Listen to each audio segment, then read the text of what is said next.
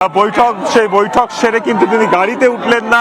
গাড়িতে না উঠে কিন্তু সরাসরি সমর্থকেরা যারা এতক্ষণ ধরে ওয়েট করছিলেন তাদের সাথে দেখা করবার জন্য কিন্তু তিনি এই মুহূর্তে এসে গেছেন এবং একবারে মানুষের মাঝখানে কিন্তু এই মুহূর্তে দেখা যাচ্ছে জননেতা শুভেন্দু কার্যালয় থেকে বেরিয়ে এলেন এবং সেখানে মানুষের ঢলটা দেখতে পাচ্ছেন আপনারা। অর্ণব, যেটা তুমি বলছিলে, ফাইল, সেই ফাইল নিচ্ছেন এবং সেই ফাইল কিন্তু তিনি একবারে যে যারা রয়েছেন, যারা নিরাপত্তা রক্ষীরা রয়েছেন তাদের কাছে দিয়ে দিচ্ছেন। তার কারণ তিনি নিজেই বলেছেন যে সংক্রান্ত অভিযোগই থাকুক না কেন সেগুলোকে কিন্তু স্কেলিং করা হবে।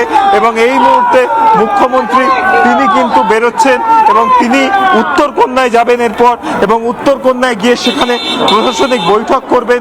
সেই প্রশাসনিক বৈঠকের আগেই কার্যত কিন্তু জনগণের মাঝখানে মুখ্যমন্ত্রী শুভেন্দু অধিকারী এবং প্রত্যেকটা মানুষ তাকে অভিবাদন জানাতে চাইছে, প্রত্যেকটা মানুষ চাইছে একবার তার সাথে হাত মেলাতে। এবং এই মুহূর্তে একবারে কিন্তু জনগণের সাথে, জনগণের মাঝখানে তিনি কিন্তু চলেছেন এবং সেখান থেকে কিন্তু গাড়িতে না উঠে একবারে কিন্তু দেখা যাচ্ছে যে ফুল নেওয়া থেকে শুরু করে হাত মেলানো সমস্ত কিছুই কিন্তু চলছে।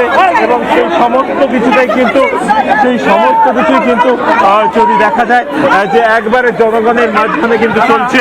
এবং আমরা এবার কথা বলার চেষ্টা করবো যে তিনি দাদা উত্তরবঙ্গবাসীর এই ভালোবাসা রেখে কি বলবেন দাদা? মানুষের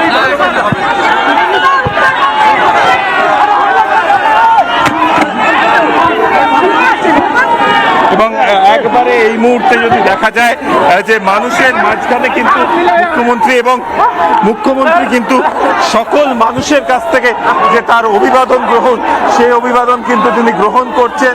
এবং আশেপাশের যে ফ্ল্যাট রয়েছে, বাড়ি রয়েছে, সেখান থেকেও কিন্তু তাকে হাত মেরে অভিবাদন জানাচ্ছেন যারা এলাকার বাসিন্দারা রয়েছেন। এবং কার্যত কিন্তু এই মুহূর্তে উৎসবের মেজাজ।